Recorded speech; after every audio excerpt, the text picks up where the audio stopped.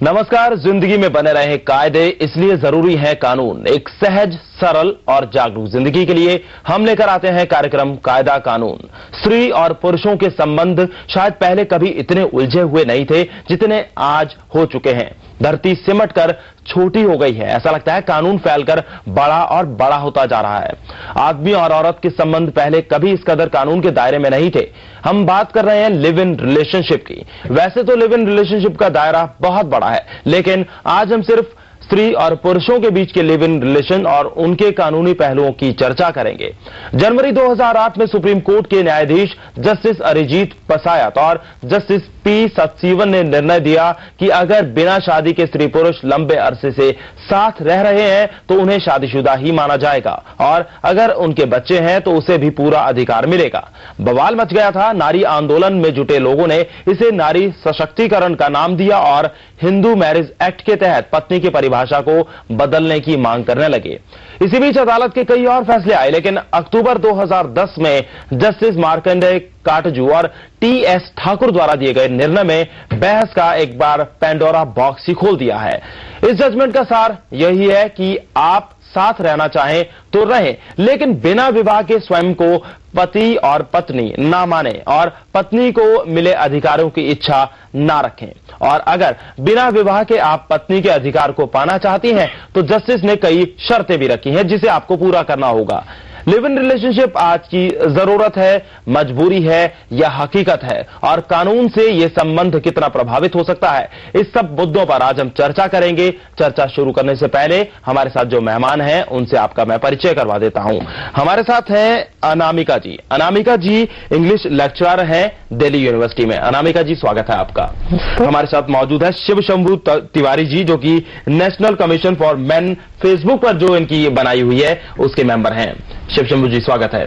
हमारे साथ हैं सुदीप्ता बासु जी, जो कि गेस्ट लेक्चरर हैं डीयू से। सुदीप्ता जी, स्वागत है आपका। और साथ ही हमारे साथ है Manish Mittal. Manish Mittal gender human rights society के मेंबर हैं और स्वागत है आपका मनीष। लिव इन रिलेशनशिप को बासु जी आप किस तरह से देखती हैं? क्या आपका स्टैंड है इसको लेकर? इस जगह से अगर देखा जाए तो लिव इन रिलेशनशिप में जाने की पूरी तरह से हक होना चाहिए। समाज को पूरी तरह से हक देना चाहिए। अगर को दो इंसान एक दूसरे के साथ रहना चाहते हैं और उसमें कोई भी प्रतिष्ठान जैसे शादी जैसे कोई प्रतिष्ठान के दायरे में नहीं आना चाहते हैं तो इसमें मुझे नहीं लगता कि कोई रोक टोक होना चाहिए। जी, यानी कि लिव इन को आप ये मानती हैं कि ये जरिया है जो शायद सफल जिंदगी का की मंजिल को पा सकता है? हाँ, बिल्कुल बिल्कुल। कानून कितना हस्तक्षेप करता है ये मैं जानना चाहूंगा अनामिका जी आपसे। कानून हस्तक्षेप करता है मान्यता देने के संदर्भ में। विवाह और सहजीवन में मुख्य मुझे दो ही फर्क लगते हैं कि एक के ऊपर कानून की छतरी नहीं है और धर्मशास्त्र का चंदोवा नहीं है जी। लेकिन शुभ संकल्प वही हो। मैं नहीं मानती कि जो लोग एक साथ रहने का निर्णय लेते होंगे वो पशुओं की संवेदना पर लेते होंगे। उनके मन में भी वही शुभ संकल्प होते होंगे। दुख सुख में साथ निभाने का, साथ चलने का संकल्प उनके भी मन में जगता होगा जैसे विवाहित जोड़े के मन में। लेकिन असुरक्षाएं झेलने का साहस उनमें होता है। मुझे लगता है कि प्रोबेशन पीरियड की तरह लेना चाहिए सहजीवन को और कंपैटिबिलिटी लेवल अगर तय हो जाए तो उसके बाद, और बच्चे चाहते हो आप, मैं अडॉप्टेड फैमिली के पक्ष में हूँ। मुझे लगता है कि सिर्फ बच्चे ही अडॉप्ट नहीं करने चाहिए, बूढ़े माँ बाप भी अपनी पसंद से अडॉप्ट कर लेने चाहिए। मैं तो ये भी मानती हूँ कि ओल्ड मैन होम में ऑर्फनेज होना चाहिए और एक अडॉप्टेड फैमिली हमें बनानी चाहिए। दो चीजें इस बात से निकलकर सामने आ रही है। पहली बात ये कि आप कह रही है शुभ संकल्प है। क्या हमारा समाज इतना परिपक्व हो गया है कि वो इन रिलेशंस को शुभ संकल्प के तौर पर लेता है? परिपक्वता तो एक प्रक्रिया है ना, क्रमिक प्रक्रिया है। कोई भी फल शुरू में तो कच्चा ही रहता है, पकने में समय लगता है। लेकिन आप ये मानते हैं कि ये प्रथम दौर पर है, ये परिपक्वता का ये जो दौर चल रहा है अभी अपने प्रथम दौर पर है। प्रथम दौर पर, इसलिए प्रतिक्रियावाद भी है इसको जुड़ा। धीरे धीरे जैसे दून झड़ती है ना, धीरे धीरे पूंछ झड़ती है, उसी तरह प्रतिक्रियावाद भी धीरे धीरे झड़ता है। तो हम कम से कम ये यूटोपिया तो लेकर चलें कि एक प्रजातांत्रिकरण होगा संबंधों का, जहां पर कोई किसी का बॉस नहीं होगा। पहली बात तो ये कि मैं इसका विरोध नहीं करता हूं कि ये जो लिव इन रिलेशनशिप जो इस तरह की बातें हैं इसका मैं विरोध नहीं करता हूं, लेकिन मैं ये कहता हूं कि लिव इन रिलेशनशिप अगर आप रखते हैं तो आप वो शादी के फायदे मत मांगो, क्योंकि लिव इन रिलेशनशिप कुछ ऐसी बात है, मैं उसको इस तरीके से जोड़ता हूं, हम सब जानते हैं शराबखोरी होती है, शायद हर घर में एक दो व्यक्ति करता है, लेकिन उसका प्रमोशन नहीं होता है, सरकार की तरफ से कंस्ट्रेंट है, क्योंकि समाज के दायरे में हम बंधे हुए हैं। अब एक जो नाम लेने की बात होती है, दो लोग अगर लिव इन रिलेशनशिप में हैं तो उसको हम पति पत्नी शब्द ना बोलें तो हम क्या बोलें? अच्छा, क्या आपको लगता है कि लिव इन जो है वो शादी का विकल्प है? शादी का विकल्प है, जो इसको सोचते हैं उसको विकल्प माने, मुझे नहीं लगता है कि ये शादी का एक विकल्प है। लिव इन रिलेशन बहुत अच्छी बात है, बट उसमें बहुत जिम्मेदारी होना चाहिए। देखिए, मेन मतलब आदमी और औरत में एक बंधन का जरिया है जो प्रेम भावना है, एक दूसरे के लिए केयर कर रहे हैं, वो है, तो वो जब तक है मतलब लिव इन रिलेशन बहुत अच्छा, शादी से बेहतर रिलेशनशिप है ये। चलिए मनीष, आपसे जाना चाहेंगे, जैसा अभी शिव शंभू कह रहे हैं कि विकल्प नहीं है ये शादी का, और अगर विकल्प नहीं है तो क्यों फिर जो लिव इन में रहने वाले हैं वो पत्नी का अधिकार मांगते हैं, वो जो महिलाएं हैं पत्नी का अधिकार मांगती है अगर विकल्प नहीं है शादी का? एक्चुअली जैसे जैसे हमारे समाज में हम कह रहे हैं कि चेंजेस आते जा रहे हैं और लिव इन रिलेशनशिप बढ़ते जा रहे हैं, वैसे वैसे कानूनों में भी बदलाव आना चाहिए। जैसे अभी कानून है 1985 का, 1955 का कानून बने हुए हैं, जो कि उस टाइम में बने थे जब सिर्फ मैरिजेज होती थी, उस टाइम लिव इन रिलेशनशिप नहीं होते थे। अगर हम आज की डेट में लिव इन को मैरिज वाले पोर्शन में लेते हैं कि उनको भी वाइफ का अधिकार मिलना चाहिए, तो उस तरह बाकी कानूनों में भी अमेंडमेंट होनी चाहिए ताकि उनको सिर्फ अबला नारी के रूप में सिर्फ नहीं देखना चाहिए नारी को। आज अबला नहीं है नारी, आज नारी अबला नहीं है, जो खुद लिव इन रिलेशनशिप में अपनी विलिंगनेस से जाती है उसको हम अबला नारी नहीं कहेंगे। पहले स्त्रियां सिर्फ तन मन से सेवा करती थी, अब तन मन धन से सेवा करती हैं। पहले सिर्फ अपने ससुराल या मायके की सेवा करती थी, अब ससुराल मायके के सेवा परिजन पुरजन सबकी करती हैं। तो पति जो साथी है अगर प्रेम के दर्शन से बंधा हुआ है, मैंने कहा कि प्रोबेशन पीरियड की तरह लेना चाहिए सहजीवन को, क्योंकि बाद में अगर बच्चे चाहते हैं आप तब तो उसको ग्रेजुएट करना होगा। मैडम, मैं आपकी बात एकदम बिल्कुल समझ गया, सेवा करती थी। अभी आपने ये जो बात बोली कि अब धन से भी सेवा कर रही है, तो इसका मतलब ये हुआ कि पुरुष भी पहले धन से भी सेवा कर रहा था, इस बात को माने।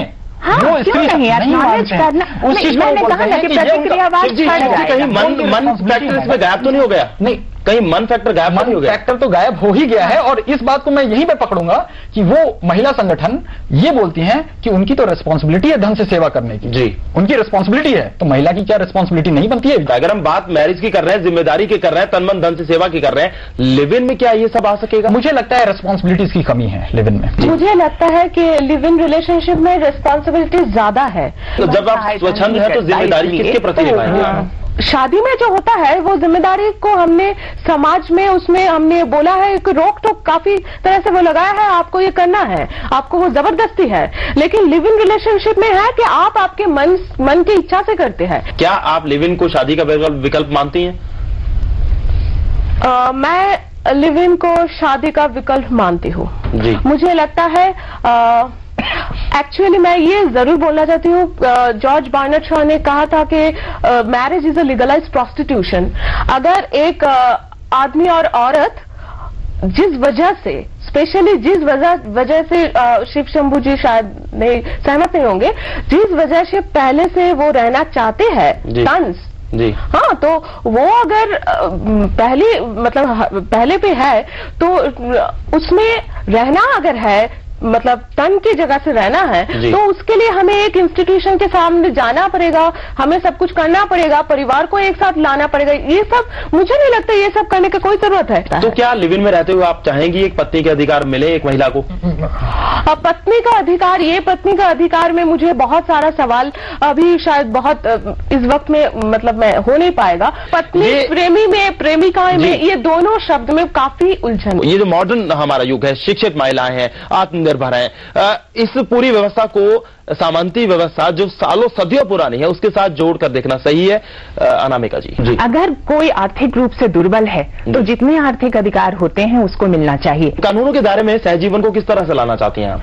कानूनी सुरक्षा इतनी हो कि कोई किसी पे हावी ना हो, वायलेंस ना हो, लेकिन जहां तक आर्थिक पक्ष का सवाल है वो तो हमेशा ही प्रताड़ित के पक्ष में जाना चाहिए। आर्थिक संबलन जो होना वह पक्ष, चाहे वो आर्थिक सुरक्षा, हाँ, जो भी कमजोर है उसकी ओर से आर्थिक सुरक्षा है उसकी ओर होनी चाहिए। जो बड़ी नौकरी करता है उसको ज्यादा दब के रहना चाहिए, जो समर्थ है उसको ज्यादा विनीत होना चाहिए। जी चलिए, शंभू जी का पहली बात तो मैं प्रोबेशन की बात करूंगा मैडम की। प्रोबेशन कितने वर्ष का हो इसको तय करना चाहिए, क्योंकि हमारे पास ऐसे केसेस हैं। खुशबू है, कोई साउथ इंडियन एक्ट्रेस थी, वो 14 साल का पीरियड था, वैसा कुछ डिस्कशन आया था केसेस का। 14 साल का प्रोबेशन पीरियड हो, मतलब ये हास्यास्पद है कि 14 साल के बाद आप डिसीजन लें कि मुझे शादी के लिए। हाँ, मतलब मैडम मैं आपकी बात समझ रहा हूँ, लेकिन हमारे सामने जो प्रैक्टिकल एग्जाम्पल्स हैं, अगर 6 महीने का हो, एक जॉब में जैसे प्रोबेशन होता है कि आदमी एक दूसरे को समझ जाता है, 14 साल का प्रोबेशन हो, ये तो हास्यास्पद लगता है। और दूसरी चीज जो इकोनॉमिक कंडीशन की बात बोल रहे हैं कि जो प्रबल हो, ये जो बराबरी की बात है कि इकोनॉमिकली कौन प्रबल होना चाहिए, तो इसमें मेरा ये कहना है कि इकोनॉमिकली आप कैसे देखेंगे, मतलब उसका एक पैमाना तय करेंगे कि जैसे कि आज मैं प्रोबेशन पीरियड मान लीजिए मेरा 6 महीने का है, आज मैं किसी स्त्री के साथ सहजीवन व्यतीत कर रहा हूं, मुझे पसंद नहीं आया, मैंने उसको छोड़ दिया, वो कुछ नहीं करती थी, घर पे खाना बनाती थी, मुझे प्रेम करती थी, मेरा ध्यान रखती थी, और वो नौकरी नहीं करती थी। अब मैं क्या हूं कि मैं अब उसको पैसे दूं, मैं दूसरे के साथ भी अब क्योंकि ह्यूमन राइट है मेरा किसी और के साथ भी सहजीवन बिताने का, 6 महीने और किसी के साथ बिताऊं, फिर मैं उसको पैसे दूं, सबको मैं पैसे देते चलूंगा। नहीं तो आप इसीलिए तो दायित्व का स्मरण कीजिए, इसीलिए तो आप पहले तभी समझ के कीजिए तो मैडम ये आप किसी के जीवन का पूरा उत्तरदायित्व ले रहे हैं। उत्तरदायित्व नहीं,